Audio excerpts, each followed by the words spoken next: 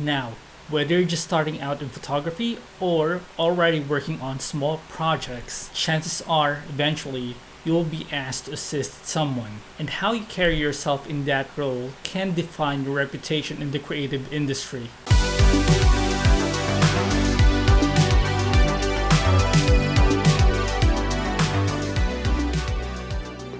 If you're new here, I'm Frisnedi, and I'm a photographer based in Quezon City. And today, I want to talk about a topic na hindi masyado pinag-uusapan dahil iniisip ng karamihan ay common sense na ito.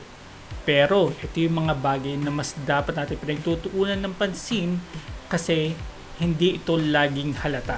At ito ay ang etiquette of being a second shooter or mga best practices, mga do's and don'ts ng pagiging second shooter. So first, let's clarify what a second shooter really is. A second shooter is someone who works alongside a main photographer or a main videographer, and you can fall into three categories. First, you were invited to learn and observe. So kinuha ka para matuto. Second, you might be someone who sought out a mentorship from a main shooter. So sa case ito, ikaw yung naghanap at nagkaroon bigyan ka ng pagkakataon na maturuan ng isang kilala o ng isang main shooter. Third, yung pinaka-common, you are someone who had been officially hired so the studio can manage the workload during a shoot. So sa mga cases na to, pwede nakita yung portfolio mo at isa ka ng marunong na photographer sa niche na hinahanap o niche na kinabibilangan ng studio at kinuha ka nila para tulungan sila sa kanilang shoot. No matter which one applies to you, you are not just helping out. You are representing the person, the studio, or the production company that you are shooting for. Pwede mo siyang isipin na part ka ng isang team tapos nakasuot kayo ng isang jersey. Kapag nakitaan ng kliyente, ang nakikita nila ay ang studio and not just a freelancer. So that means everything that you do, from how you speak, dress, and carry yourself, reflects on the studio. So I'd like to start with the most basic, and that's number 1, follow the dress code. If the studio usually wears black, don't show up in a bright floral shirt because you just want to stand out. Remember, you are there to blend in, to make the team look unified and professional. Number 2, always remember, their client is not your client. Ang kliyente nila ay hindi mo kliyente. Kahit nalapitan ka pa ng kliyente direkta, maybe they complimented your shots and asked for your rates, always redirect them to the studio or the person that you represent. No under-the-table dealings, something as simple as saying, "Thank you so much. You can reach out to," insert the name of the studio or the person that you represent, "for bookings," goes a long way. This shows respect and integrity, and these are two things that travel faster than your portfolio ever will.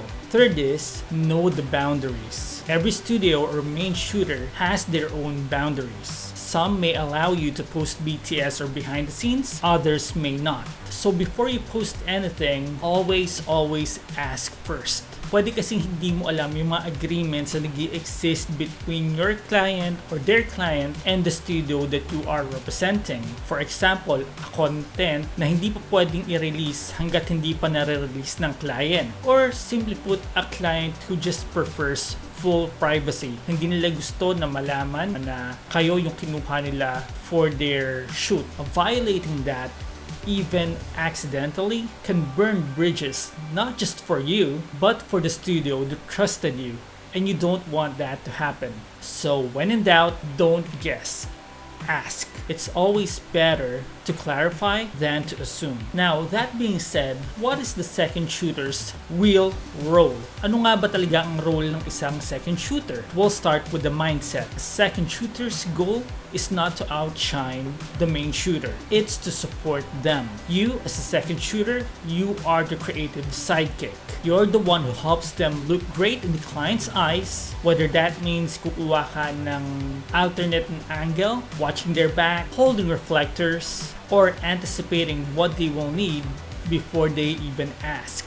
So, to wrap everything up, number 1, follow the dress code. Ang goal mo ay mag-blend in, hindi mag-stand out. Pag nakita ka ng kliyente, they should be seeing the studio that you are shooting for. Number 2, their client is not your client. Huwag mag-under the table na deals. Kung may inquiry, si kliyente, ibalik siya sa studio na you're shooting for. Number 3, know your boundaries. Bago ka may gawin na kung ano-ano, mag-post ng BTS, ng story about sa shoot nyo for the day, my day mo, make sure that you understand your agreement between the client and the studio. Number 4, remember your real role. Hindi mo trabaho na ma-outshine ang main shooter. It's your goal to support the studio. In a world, in an industry where everyone wants to be the main character or MC, being a second shooter teaches you the power of humility, teamwork, and service. Remember, you are learning the craft from the inside, how a studio operates, how clients are handled, and how creative decisions are made. Yung mga lessons na yon, they worth more than any paid gig in the early parts of your career. At the end of the day, being a second shooter is about integrity. It's about showing up prepared, being respectful, and understanding that you're part of something bigger than yourself.